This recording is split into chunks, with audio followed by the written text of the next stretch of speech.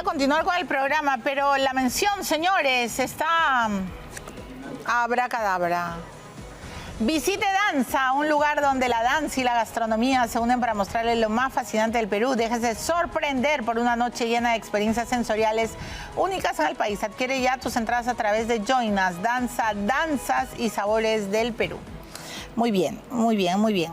Entonces, la Fiscalía realizó una diligencia en la Defensoría del Pueblo por la designación de Gino Ríos. Hay que recordar que el defensor del pueblo, el señor doctor Josué Gutiérrez, presidía la comisión que eligió a los nuevos miembros de la Junta Nacional de Justicia. Y en pocas palabras, pues ahora están buscando razones para que todos ellos expliquen por qué rayos no se enteraron o no sabían o qué pasó con Gino Ríos. Gino Ríos tiene una sentencia acatada, consentida es la palabra, por maltrato psicológico ejercida por él en agravio de su expareja. El defensor del pueblo salió muy molesto en una conferencia de prensa poniendo los puntos sobre las IES al abogado Luciano López, el abogado defensor de Delia Espinosa, que fue el primero en hablar sobre Gino Ríos y comentar el reportaje que había sacado Juana Avellaneda en Cuarto Poder. Hoy día está en el estudio el defensor. Doctor Josué Gutiérrez, ¿cómo está? Buenas noches, bienvenido. ¿Cómo estás, Milagros? Buenas noches. Un poco indignado, porque cuando las cosas se quieren hacer, que se hagan bien. El Ministerio Público, representado por el fiscal de la Nación, el doctor Villena, ha sido miembro de la comisión, conoce el tema.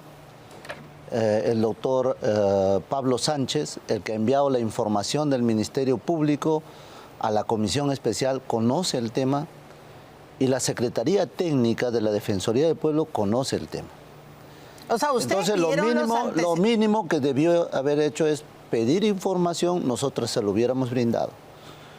Pero no, como están acostumbrados, a hacer toda una instrumentalización de las facultades constitucionales con fines de deslegitimar a las autoridades. Y no hablo por mí, hablo por el producto de una evaluación rigurosa en la que han participado poderes del Estado.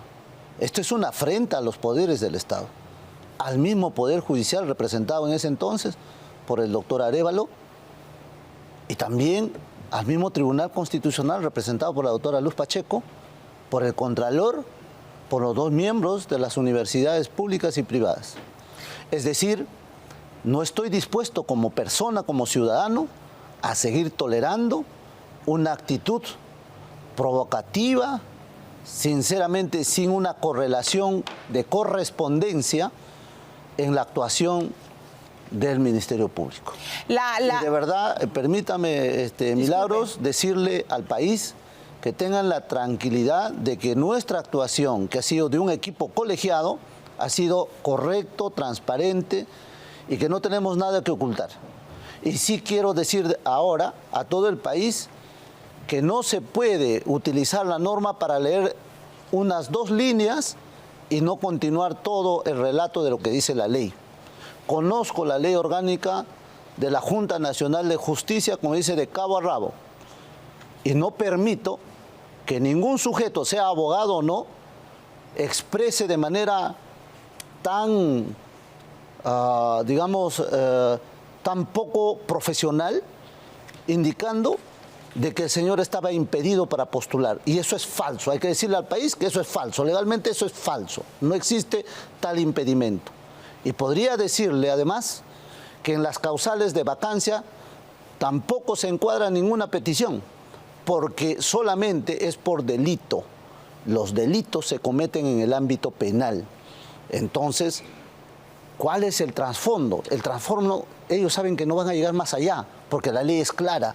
Sin embargo, hay una narrativa perversa que se instrumentaliza y que los medios, algunos malos medios de comunicación lo rebotan e inician una campaña para desprestigiar la institución, para deslegitimar a la institución. Y claro, O sea, probablemente no logren su acometido porque no tienen amparo legal, pero sí ya enlodaron a la gente, ya desgraciaron a las familias.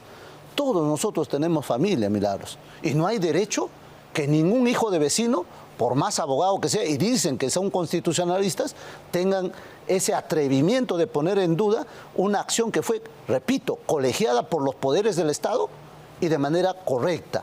Y yo vengo a certificar eso acá, y porque todo juez creo que tiene derecho a defender su sentencia, nosotros tenemos derecho a defender lo que hemos trabajado prístinamente, de manera correcta. Ok, usted le está diciendo hijo de vecino a Luciano López y que no le va a permitir Al que le cae el guante que se lo chante, porque estoy realmente indignado.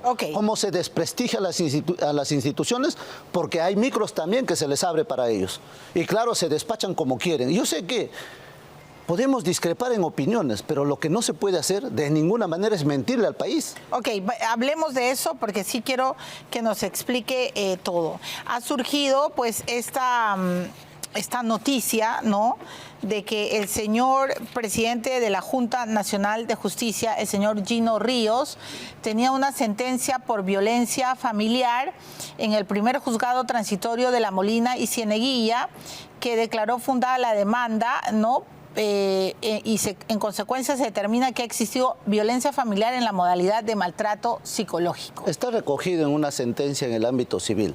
Hay sentencias, Milagros, para decirle con claridad, como dice en coquito a la población.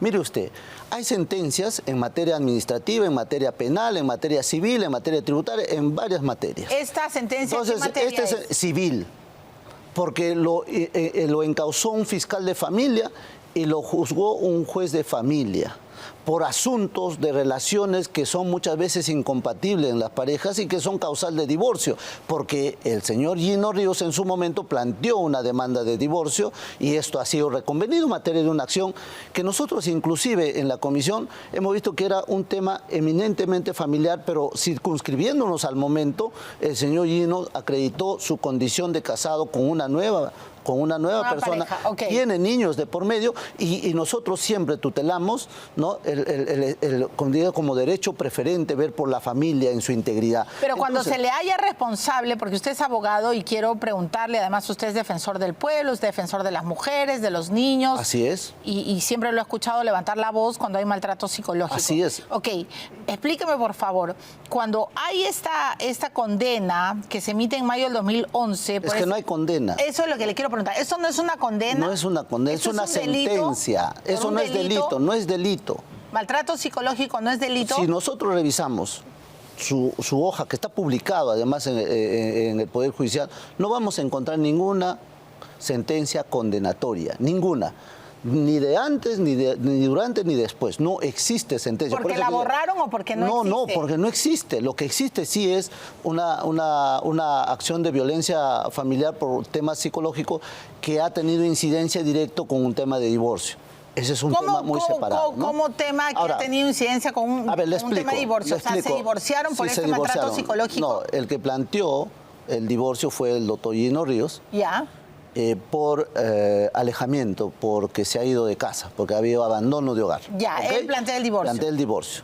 Entonces, la otra parte reconviene y dice, sí, pues yo me fui, pero porque tenía problemas con mi pareja y bueno. Entonces, eso ya mereció todo un procedimiento y al final terminó. No olvidemos, Milagros, que un feminicidio, yo lo digo, no olvidemos que un feminicidio es violencia familiar.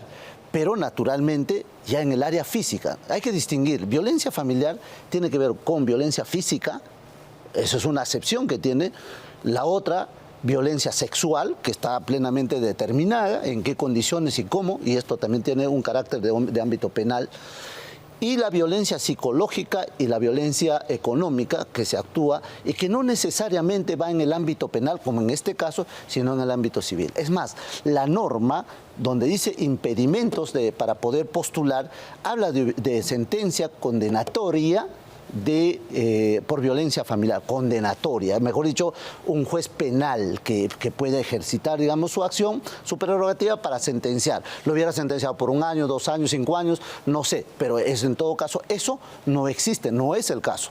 Pero doctor Gutiérrez, ¿usted entiende que el maltrato psicológico es tan doloroso naturalmente. como el maltrato físico, sí, ¿no? Y hay gradualidad. A veces es difícil de comprobarse, ¿no? Pero pasas por un peritaje psicológico, puede haber una cotidianeidad en el maltrato, en la agresión, que lleva a una persona a la depresión, al aislamiento, en fin, pueden haber 1000 consecuencias sobre el maltrato psicológico, lo cual no tiene que entibiarse, ¿no? O sea, tiene que condenarse. De ninguna manera tiene que entibiarse, como usted dice, por eso es que en la legislación, en el artículo 11 del de la Ley Orgánica de la Junta Nacional de Justicia, en el inciso E, se cita la Ley 30.364. La Ley 30.364 es una norma del año 2015, mediante el cual se revisa la normativa anterior, que en este caso del 2011, y se indica, por ejemplo, que algunas acciones que vienen ocurriendo dentro del vínculo familiar, ¿no?, del parentesco que existe, hay algunas adicionales agravantes que se implementa ahí. Entonces, esa norma naturalmente hoy está rigiendo las condiciones y la conducta sobre acciones sobrevinientes al año 2015, ¿no? Entonces, eso está con claridad, hay que por eso leer la norma tal cual está, no solamente una partecita, sino de manera integral. Lo que sí le puedo garantizar y certificar, no existe condena punitiva, penal, en el ámbito penal, no existe. Ya, entonces quiero leer el artículo 11 justamente de la Ley Orgánica de la Junta Nacional de Justicia, el inciso D y E, ¿vale? Ok.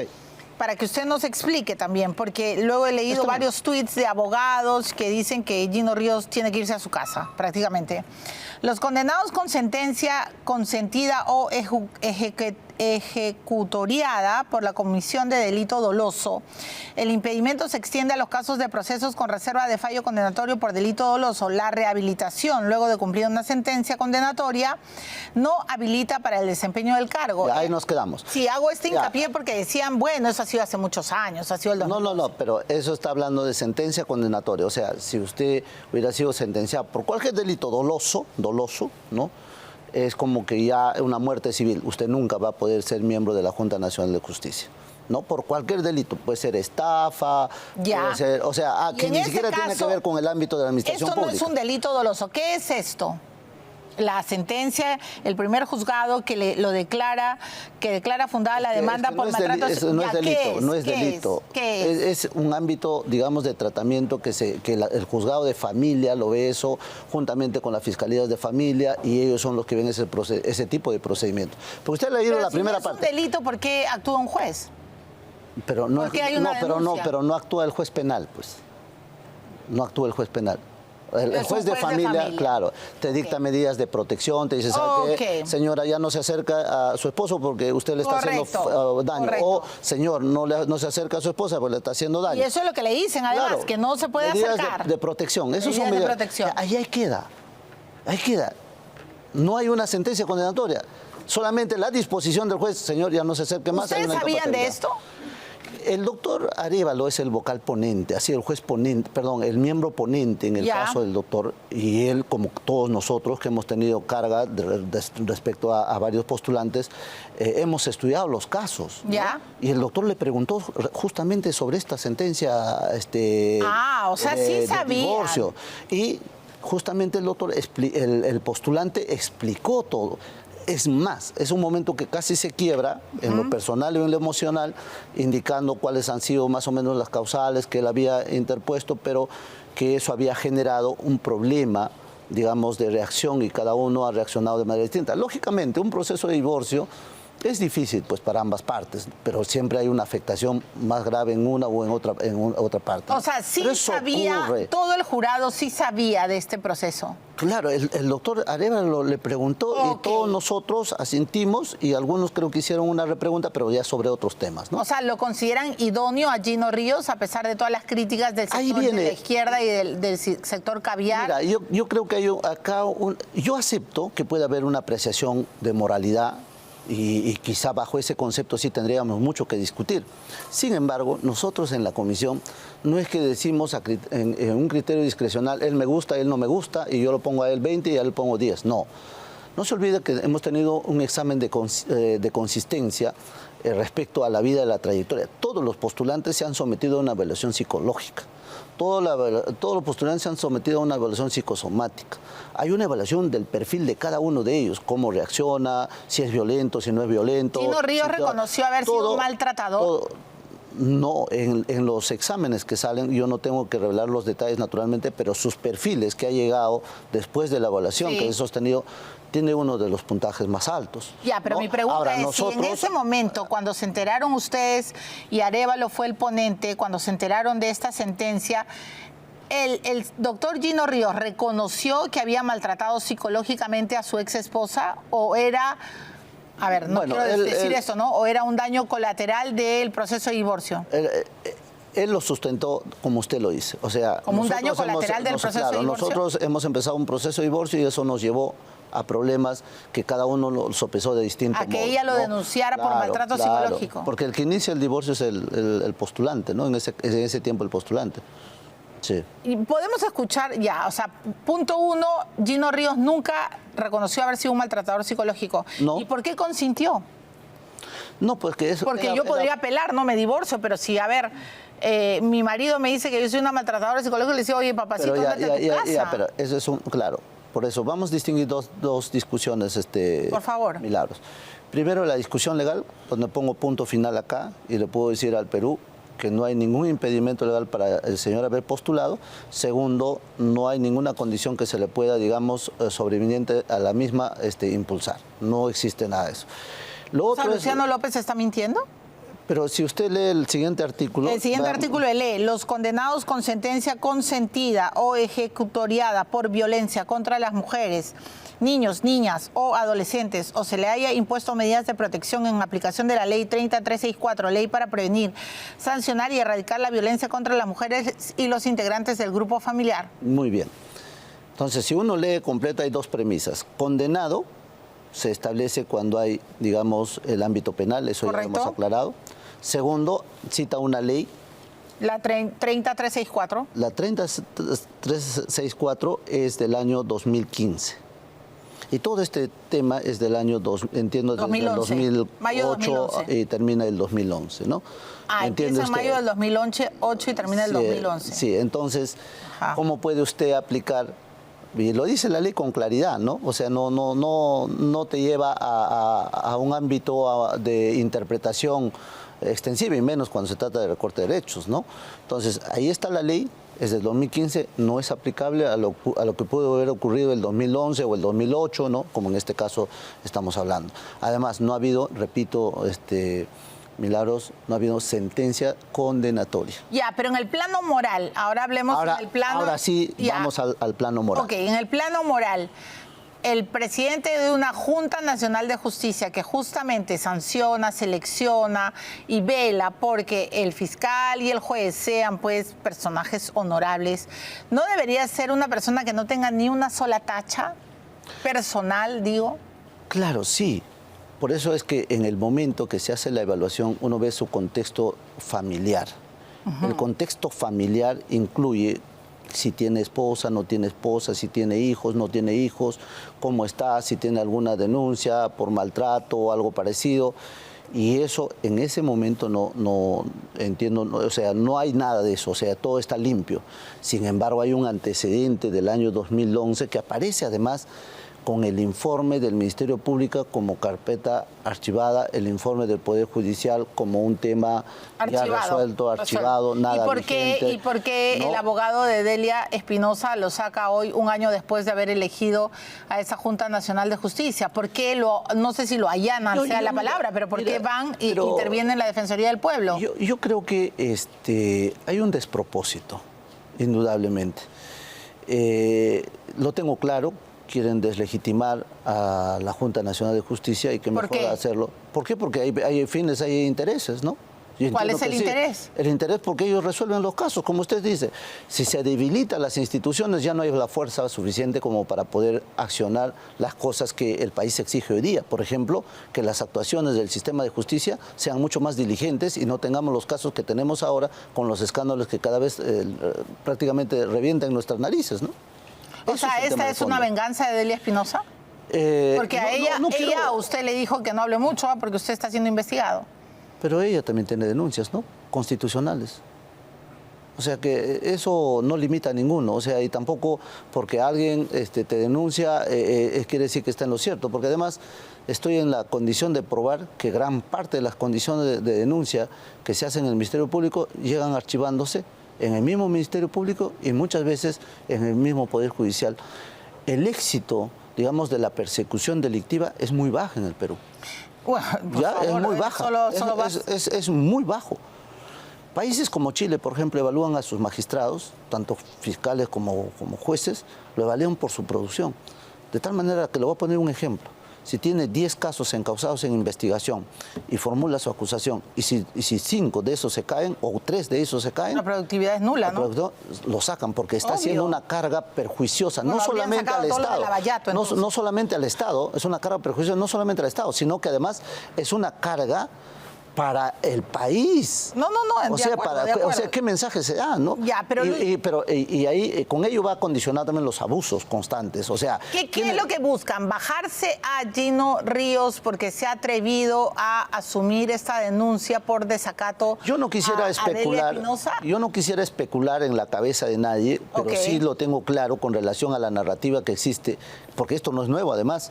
Siempre ha habido narrativa para tirarse un organismo u otro organismo. Lo primero que han hecho es desacreditar. Y al momento de desacreditar han habido acompañamientos, una comparsa.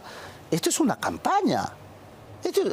La gente piensa que es una denuncia por ahí aislada. No, el grado tan inverosímil de atreverse a mentir delante de cámaras.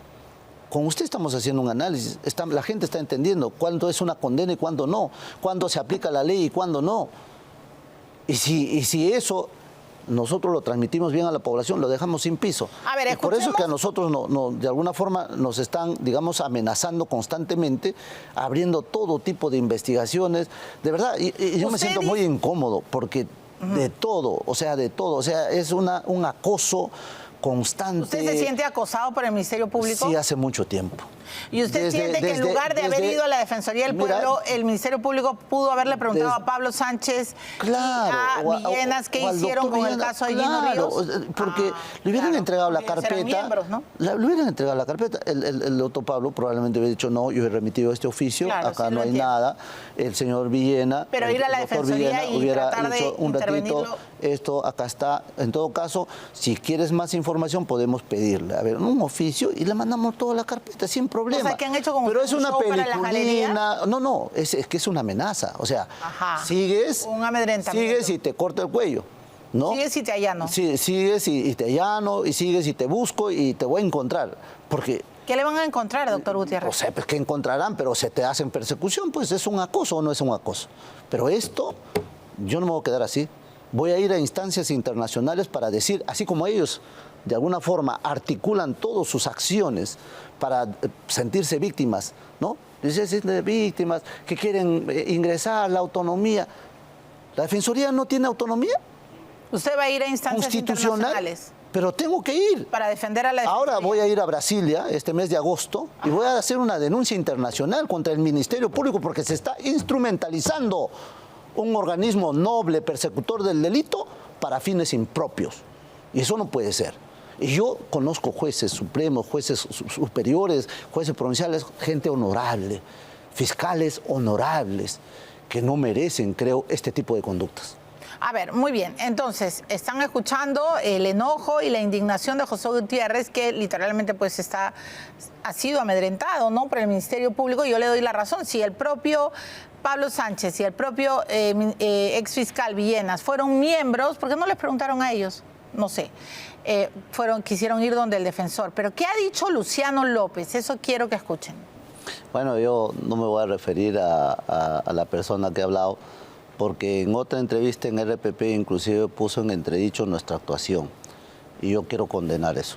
Hay libertad de expresión, libertad de opinar, pero lo podemos hacer alturadamente, lo podemos hacer siguiendo el rigor de una interpretación correcta de la norma y no una narrativa perversa solo por el ánimo de destruir la imagen de las personas o la honorabilidad de las personas, ¿no? Yo creo que nadie tiene el derecho a menoscabar la integridad emocional, física o personal de otra persona, y menos cuando se es profesional. Yo creo que lo dejo ahí, ¿no? No le quiere contestar.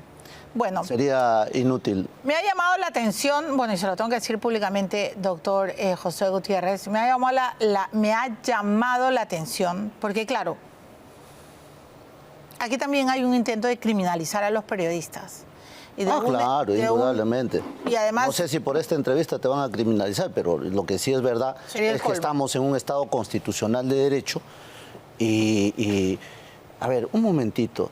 El ámbito de la atribución de un fiscal, que es perseguir el delito, no significa perseguir personas.